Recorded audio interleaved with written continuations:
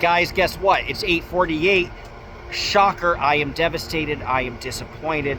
I don't know what I'll do with myself because Zero Dark Tony did not show up to court. And shocker, there's no actual court case.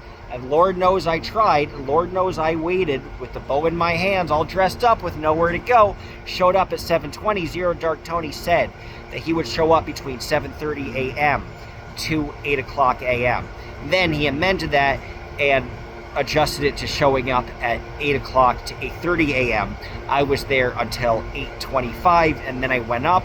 Then I looked at the blue screen that they have in the lobby of the courtroom that has a list of names of every single person who has a case before any judge in the building. D'Amato did not show up. Douchebag did not show up. Nothing showed up. So I couldn't find his name on the actual blue screen, but I went up because he did post apparently the room that he would have his fictitious case in.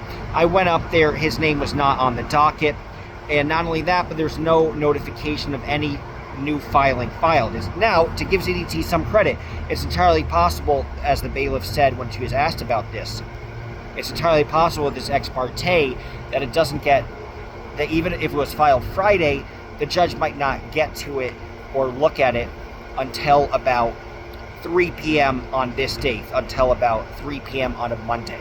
So, just looking at every single angle, that is entirely possible, although I would say very unlikely. But here's the process of what an ex parte is. Tony essentially filed a motion saying that he needed to connect with the judge one-on-one, and that there were some egregious violations in his case. So egregious, he would potentially do an ex parte because it's the beginning of overturning something or essentially revoking a decision. What evidence he'd have that none of this is valid, I don't get what it would be. But here's the thing, what happens in ex parte. The judge might call you, or the judge's staff might call you, but there's no hearing. There's no court date.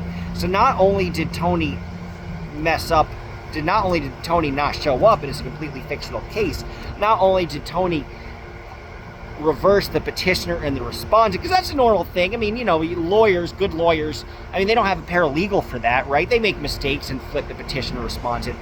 Not only is all of that the case, but there's no hearing involved in response to this motion that Tony made. So you don't go through a hearing for this specific motion that Tony is trying to do. So for him to say there was some semblance of hearing, from that point on, it was complete and total bullshit. None of this is a surprise. I think next he's going to try to say that the ex parte has been filed and he was trying to psych us out.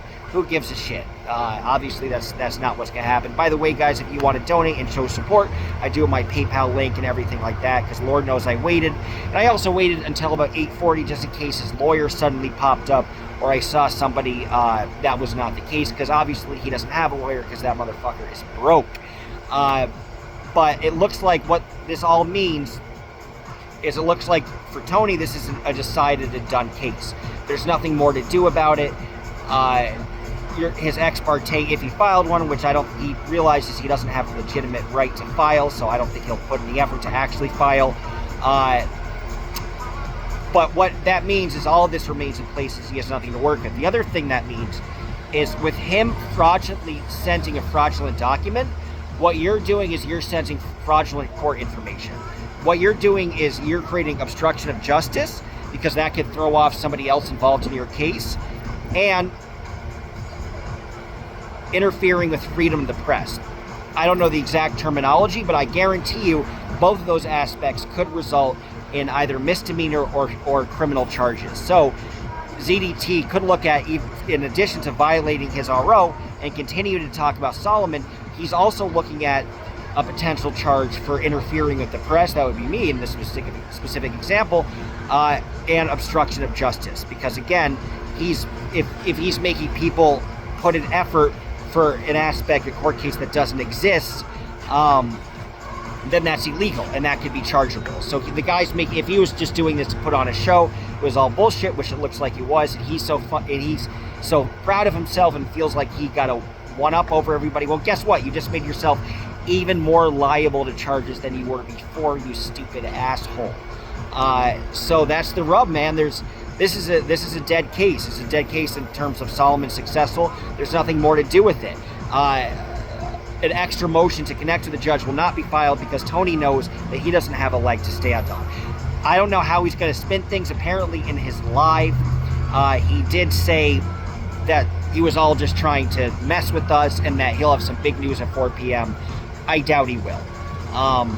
Because again, there's entirely possible that this ex parte could have been followed and the judge does something with it, but I think that's not going to happen because again, he was lying about or didn't know about the actual process to get the ex parte, that you don't actually have a hearing. You know, if you're successful down the road, you might, but that would be 2 months down the road. So it also shows a deep lack of knowledge of the court system, and it shows that Tony is obviously special needs, and we should have some sympathy for him because of that. And I do pray for him on a daily basis. But that's the deal, guys. You know, I showed up here for nothing. I figured I would. I'm not surprised by that at all.